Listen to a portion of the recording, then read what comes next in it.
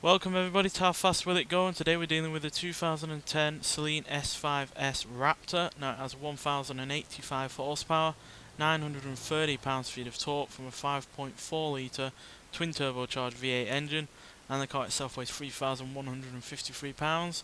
It's now got all-wheel drive and it can do 0 to 60 in 2.054 seconds and 0 to 104.217 seconds. So yeah, this was a part of the Fortune Island expansion, and yeah, it's not the most powerful car we've ever had on this series, and nor is it the lightest. So yeah, going into this series with a pretty damp gunpowder, quite frankly, but it should hopefully still be fairly quick. It is obviously quite a modern car. It's got a decent amount of handling on it, and it's still got plenty of power, despite not, weighing as little as other vehicles on this series. So yeah, confident it'll do well, but how it'll do in comparison to other vehicles that are around this period of time that it was released, because obviously the Noble M600 was out in 2010, and so was the Mosler MT900S, which was in the previous episode.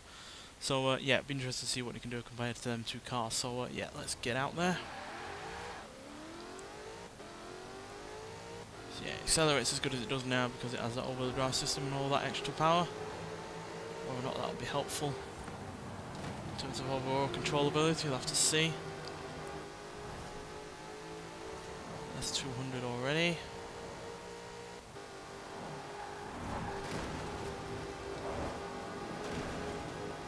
That's 230.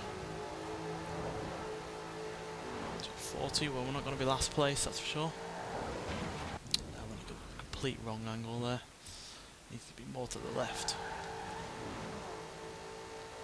245.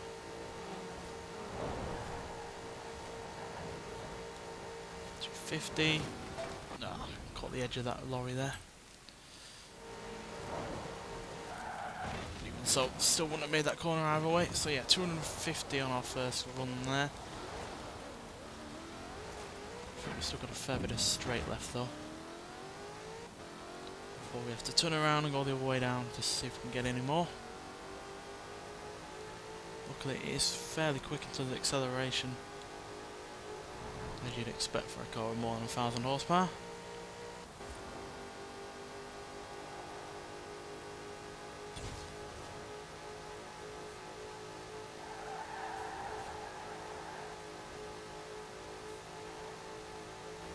No extra speed that time round, so 250 is what we're going to beat. I'm not sure if we got any more than that before we hit that corner.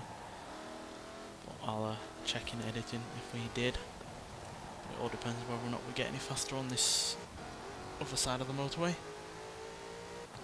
Good thing about going back this way is that we obviously have a bit more speed coming off the roundabout, which sometimes can be helpful.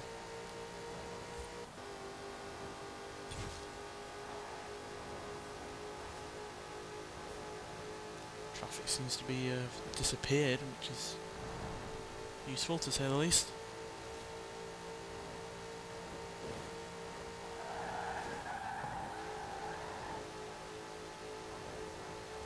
Held on around that corner at fairly good speed, which should help us on this bit. And the traffic has reappeared.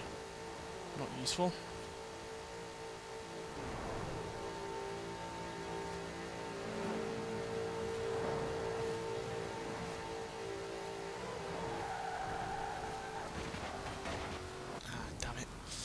Car on the inside of the tunnel there got in the way.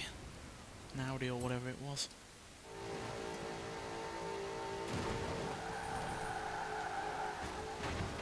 Ah, damn it.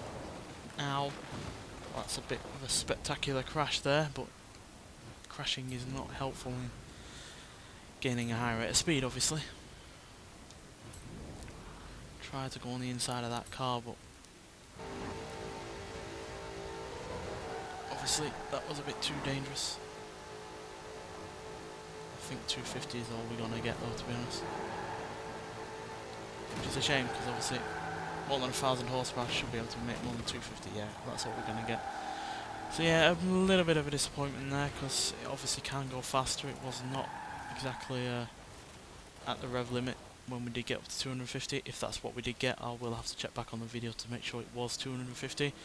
But nonetheless, that is only drawing with the Aston Martin Vantage from 2018.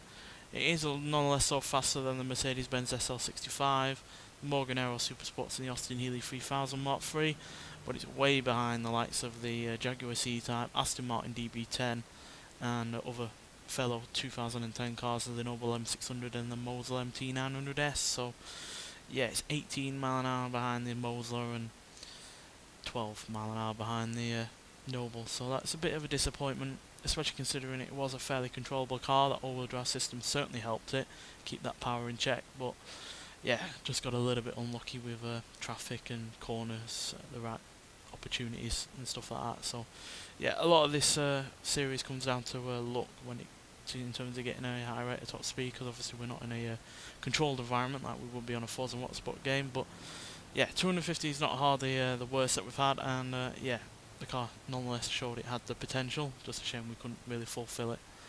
Nonetheless, thanks for watching, and I'll see you in the next one. Bye.